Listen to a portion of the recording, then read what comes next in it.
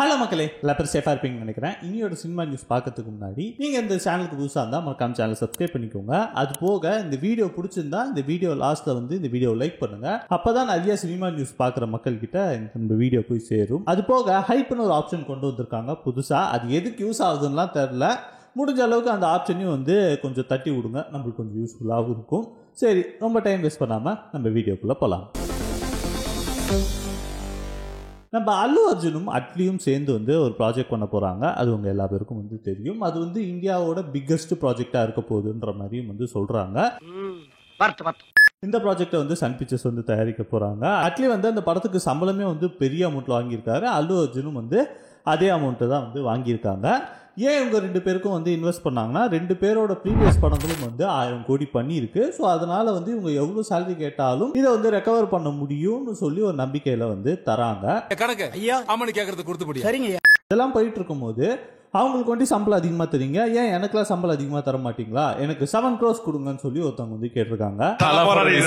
அவங்க யாருன்னா ஜான்வி கபூர். நக்கு செத்த பையல மூஞ்சி மோரையும் வரும், மூஞ்சி மோரையும். அட்லிக்கு வந்து அவங்க கேட்குற அமௌண்ட் வந்து கொடுத்ததுக்கும் அல்லு அர்ஜுன் வந்து அவங்க கேட்ட அமௌண்ட் கொடுத்ததுக்கும் they approved themselves. ஒவ்வொரு இடத்துலயும் பக்கம் பக்கமா வசனம் பேசி பல பெர்ஃபார்மன்ஸ்களை வெரைட்டியா கொடுத்து வின் பண்ணி வந்திருக்கேன்டா. ஜான்வி கபூர் என்ன பண்ணாங்க? இது வரைக்கும் ஹிந்தியில ஏதாச்சும் ஒரு இட்டு கொடுத்துருக்காங்களா ஜான்வி கபூர்? அதெல்லாம் இல்லைங்க, இல்ல. ரீசெண்ட் டைம்ஸ்ல பேசுறேன். அவங்க வந்த புதுசுல கொடுத்த இட்டெல்லாம் கணக்கு வச்சுக்காதீங்க. இப்போ ரீசெண்ட் டைம்ஸ்ல கரண்டா ஏதாச்சும் ஒரு படம் இட்டு கொடுத்தாங்களா? இல்ல, குச்சமே இல்ல. இவங்க எதுக்கு இவ்வளோ கேட்கறாங்க எனக்கு புரியல. ஃபேஸ் வேல்யூக்காக இவ்வளோ தரலாமா? என்னவா பணங்க வாங்குறிய? அவங்க படம் ஓடவும் மாட்டேங்குது. ஸோ இவங்க வந்து நார்த் இந்தியா ப்ரொமோஷனா இருப்பாங்கன்னு சொல்லி இவங்களுக்கு 7 கோடின்றதெல்லாம் வந்து தூக்கி போட்டு தருக்கு மீதியா மிதிச்சு போயிடும் பாத்துக்க. ஓடி போயிட முடியாது. கேட்டா என்ன சொல்றாங்கன்னா, நாங்க தேவரா படத்துக்கு 5 கோடி வாங்கினேன், ராம் சரண் படத்துக்கு நான் 6 கோடி வாங்கினேன், இப்போ வந்து நான் 7 கோடி கேட்கிறேன்றாங்க. 7 கோடிக்கு நீ வர்த்தே இல்லடா, ஒருத்தே கிடையாதுடா. அதெல்லாம் அவருக்கே தெரியும். லோகேஷ் கனகராஜ் இப்போ அவரோட ஃபுல் டைம் வேலையா என்ன இருக்குன்னா இன்டர்வியூ தருது. அது ஒண்டி தான் அவரோட ஃபுல் டைம் வேலையா வந்து இருக்கு. எல்லாமே கூடாது, சும்மா நெட்ல இருக்க விஷயத்தான் சொல்லணும், நம்பாதீங்க. ஸோ அந்த இன்டர்வியூல வந்து ஒரு இன்ட்ரெஸ்டிங்கான ஒரு விஷயம் நடந்திருக்கு. அத இப்ப நான் உங்களுக்கு ரொம்ப தெளிவா சொல்ல போறேன்.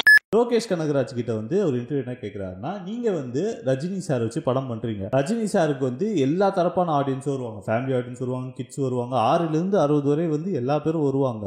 நீங்க வந்து அவங்க பாக்குற மாதிரியான ஒரு படம் பண்ணீங்களா, இல்ல லோகேஷ் கனகராஜோட ராவான ஒரு ரவுடி ரத்தம் அந்த மாதிரியான படம் பண்ணிருக்கீங்களான்னு சொல்லி கேட்டதுக்கு லோகேஷ் கனகராஜ் என்ன சொல்லியிருக்காருன்னா, நீங்க நினைக்கிறது தான், ரெண்டாவது நினைக்கிறது தான், நான் வந்து ரஜினி சாரை வச்சு படம் பண்றேன், ஸோ இந்த வயலன்ஸை குறைக்கணும், இந்த ரத்தத்தை குறைக்கணும் நான் எங்கேயும் யோசிச்சதே கிடையாது. ஆனா நாங்க காட்ட மாட்டோம், காட்ட தெரியாது எங்களுக்கு.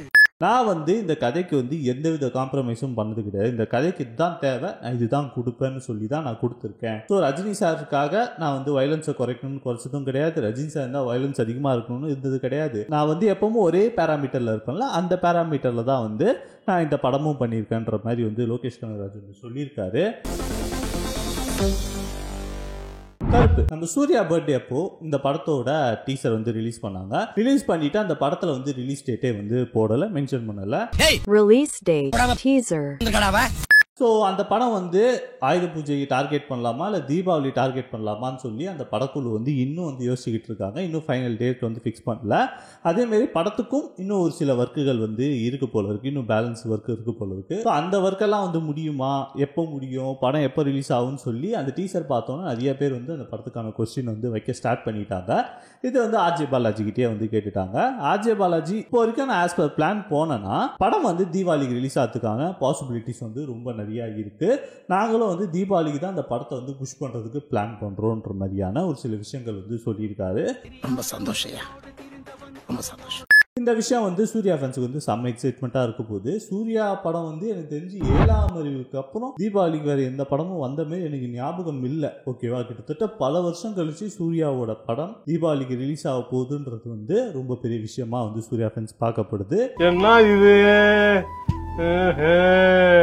ஆர்ஜே பாலாஜிக்கும் வந்து ஒரு தீபாவளி ரிலீஸ் வந்து 300 எம்ன்ற ஒரு படம் வந்திருக்கு. ஆர்ஜே பாலாஜி கரியர்லேயே ஒரு பிக்கஸ்ட் ஹிட் படம் வந்து நம்ம தாராளமாக சொல்லலாம். இப்போ தீபாவளிக்கும் இந்த சூர்யா ஆர்ஜே பாலாஜி கனெக்ஷன் வந்து நிறையா இருக்கிறதுனால இவங்க வந்து தீபாவளிக்கு வந்து ஃபோக்கஸ் பண்ணுவாங்க.